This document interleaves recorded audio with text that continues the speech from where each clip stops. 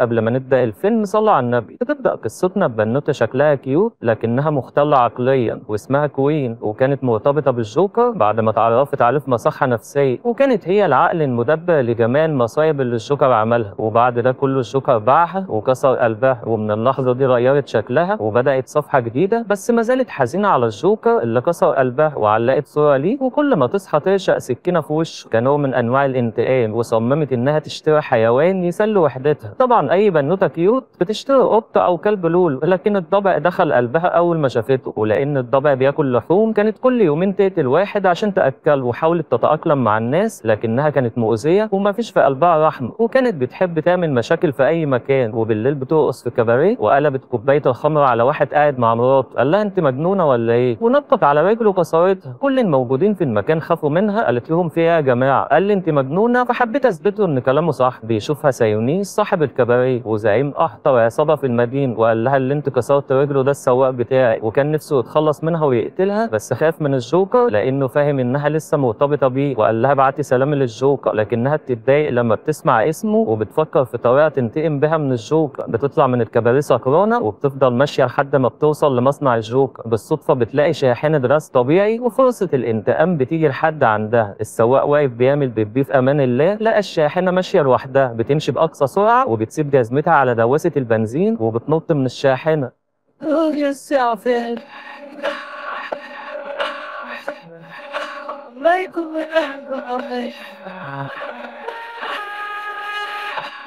بعد شوية الشرطة بتوصل المصنع، والمحققة لينا بتلاقي سلسلة كوين اللي مكتوب عليها اسم الجوكر، وبتفهم إنها انفصلت عنه وانتقمت منه. وتاني يوم بتدخل مطعم وبتطلب سندوتشها المفضل، وكانت ماشية بفردة جزمة واحدة لأنها سابت التانية في الشاحنة ولسه هتاكل. اتفاجئت بالمحققة لينا فبتخلع منها في الزحمة، ولينا بتحاول تلحقها، وكل الناس اللي أذتهم كانوا بيحاولوا يعطلوها عشان يتقبض عليه. يعني ده مثلا صاحب محل الحيوانات خلت الضبع يعدوا من المنطقة الحساسة عشان طلب منها فلوس الضبع. وبعد شويه قابلت الشخص اللي كسرت رجله في الكباريه، وقبل ما يقتلها بتمسكها المحققه والطلقه بتيجي في صاحب محل الحيوانات وبيدخل فيه بيموته، وهي مستمتعه بالجرائم اللي بتحصل. وبعد ما هربت من المحققه بتقابل شخص تاني من اللي اذته، بس مش فاكره هي اذته في ايه. قال لها بص على وشه وانت تفتكر، وبنفهم انها كتفته هي والجوكر وعلمه على وشه مدى الحياه. بيحاول يموتها لكن بنتفاجئ بسهم في رقبته، وبيكون السهم جاي من بنت لقبها الصياده. مين البنت دي وايه قصتها؟ كملوا الفيلم وانتوا تفهموا كل حاجه. المهم رجاله سايونيس بيوصلوا وبيخطفوها، وبيكون عايز ينتقم منها، وخصوصا لما عرف انها انفصلت عن الجوكر، بس شكله كده مش عارف ان كيدهن عظيم. تاني يوم المحققه لينا بتقعد مع النقيب وبتقول له انهم لازم يقبضوا على سايونيس لانه بيخطط لسرقه ماسه ثمنها حوالي 30 مليون دولار، ولو خطته نجحت فهيسيطر على المدينه بسلطته ومفيش حد هيقف قدامه. قال لها بصي احنا مش عايزين مشاكل، وخصوصا ان الراجل ده قتل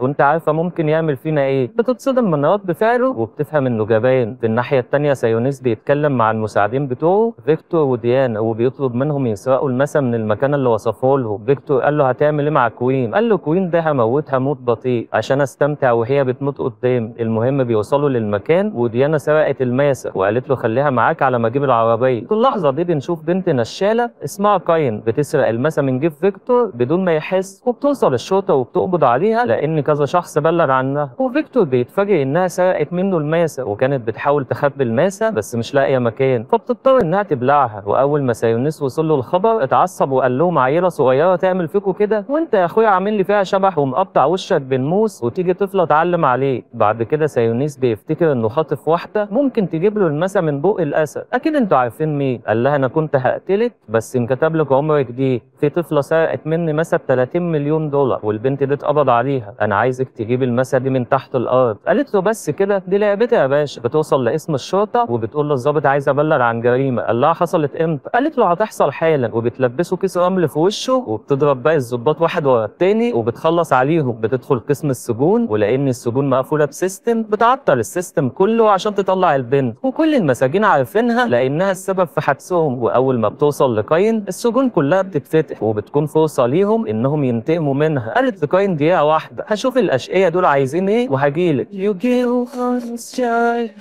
to me how I thought I hear it I hate Jason but see where you go so it's taken This is your المشكلة إن قوات التدخل السريع بيوصلوا ودول للأسف ما بيتفهموش، بس على مين يا باشا؟ Now it's your time, so hold yourself in.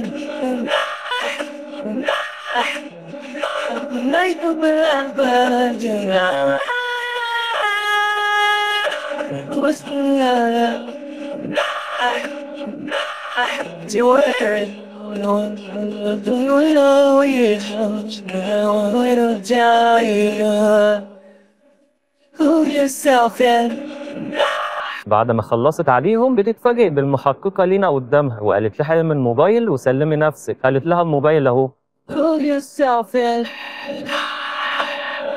وبتاخد كاين وبتمشي من المكان. قالت لها ما قلتليش صحيح المسا فين؟ كاين قالت لها مسا؟ مسا ايه؟ انا مش فاهمه انت تقصدي ايه. قالت لها خليكي حلوه معايا بدل ما تجنن عليك وانت عارفه ان انا مجنونه. فقالت لها بلعتها. قالت لها لازم تشوخي، لازم تعملي حمام وتنزليها. وبتدخل السوبر ماركت تجيب لها ملين عشان تنزلها. كاين قالت لها ايه الحاجات دي كلها؟ انت معاكي فلوس تدفعي؟ قالت لها ما تقلقيش انا بدفع بطريقه الخاص. وبتدخل في الامن بالعربيه وبتمشي. وكانت ساكنه في شقه فوق مطعم وده عمها دوك صاحب المطعم. المهم بيدخلوا وبيقفلوا على نفسهم. وبتعرف كاين على صديقها الضابع. وبعد كل الجرائم اللي عملتها بتشغل كرتون وبتتفرج عليه. في الوقت ده بتوصل الصيادة للمطعم وبتسأل عن كوين. فبيقول لها مش عارف حد بالاسم ده. مين الصيادة دي وايه قصتها؟ بنرجع بالزمن وقت ما كانت طفلة راجعة من مدرستها وعيلتها أغنى عيلة في المدينة. وفي يوم وصلت بيتها اتفاجئت بعصابة قتلت كل عيلتها بدون رحم. وبيشوفها واحد من العصابة وبيلاقيها لسه عايشة فبتصعب عليه وبياخدها تعيش مع أهل. وعاشت طفولتها كلها بتحلم باليوم اللي هتنتقم فيه. والشخص ده كان بيدربها على القتال سنين طويلة لحد ما أصبحت قاتلة محترفة وبدأت تنتقم من الناس اللي قتلوا عيلتها وتاخد الفلوس اللي نهبوها وبتخلص عليهم. بس باقي واحد بس، سايونيس المجرم. في الوقت ده فيكتور بيقول له إن كوين طلعت البنت من السجن واختفت. قال لهم هاتوها لي من تحت الأرض. في الناحية التانية لينا ما زالت بتحاول تقنع النقيب إن سايونيس ورا كل الجرائم اللي بتحصل. فبيقول لها أنت حاطة الشخص ده في دماغك ليه؟ من اللحظة دي هتدري نفسك موقوفة عن العمل. في الناحية التانية كوين بتلعب مع صاحبتها بالمانيكير ومستنيه ربنا يكرمها ويجي لها اسهال عشان تنزل الجوهر. لكن حست ان في شخص واقف على الباب وبيسمعهم. فبتلم حاجاتها عشان تنط من الشباك. بتتفاجئ بشخص بيضرب عليها قنبله وبتدخل جوه الشقه وبتنفجر. بس بيكونوا كويسين وبيهربوا من الشقه بامان. كوين زهقت وجابت اخرها من الناس اللي بيطاردوها دول. فبتتصل بسايونيس وبتقول له اسلمك البنت بس توعدني انك مش هتاذيها. قال لها نتقابل بالليل في ملاهي المدينه. وبيقول لفيكتور وديانا كمان ساعه هتقابلوا البنت والطفله تاخدوا منهم الماسه وتخلصوا عليهم. بس ديانا مش بتحب القتل فبتبعت رساله للمحققه وبتقول لها اللي هيحصل. وكوين بتاخد كاين وبتتجه للملاهي. وفي نفس الوقت العصابه في طريقهم للملاهي. لكن فيكتور بياخد باله ان في رساله بتوصل على موبايل ديان ومكتوب فيها هنتقابل هناك. فبيفهم انها خاينه وبيتصل بالزعيم وبيبلغه. قال له ما تحسسهاش باي حاجه وانا جاي في الطريق. وبيلبس القناع الاسود والقناع ده لما بيلبسه بيكون نوع على شر. في الناحيه الثانيه كوين بتوصل الملاهي وقالت لكاين سامحيني انا مضطر اعمل كده. وبتكتفها عشان تسيبها وتمشي. لكن بتسمع الباب بيخبط وبتتفاجئ بشلوت جاي من المحققه لين. قالت لا ده اخرك في الشقاوه يعني. وبتتشقلب وبتخبطها بتحدفها من الشباك. فيكتور بيوصل وبيضربها سهم مخدر وبيغمى عليها. وديانا بتدخل تفك كاين. فيكتور قال لها انت بتعملي ايه؟ هو انا عاوب جنبها بالقصريه عشان تعمل بيبي وتنزلها؟ شق بطنها نصين وطلعي الناس. قالت له استهدى بالله يا عم شق بطنها ايه؟ قال لها اعملي اللي قلت لك عليه. في اللحظه دي الصياده بتوصل وبتقتل وكوين بتفوق وبتكمل عليه. ولينا بتوصل وبتهددهم بالقتل. وكاين هي كمان بترفع عليهم السلاح. وكوين في عالم تاني بسبب المخدر. في اللحظه دي بيوصل سايونيس بقناعه الاسود وجايب معاه جيش كامل وبيكونوا في مصيبه كبيره. كوين قالت لهم كلنا بلا استثناء هدفنا نتخلص منه ولازم نتحد مع بعض عشان نقضي عليه. وفعلا كل واحده بتمسك سلاح في ايديها. وكاين الوحيده اللي بتاخد قنبله يمكن تحتاجها. وبتبدا المعركه.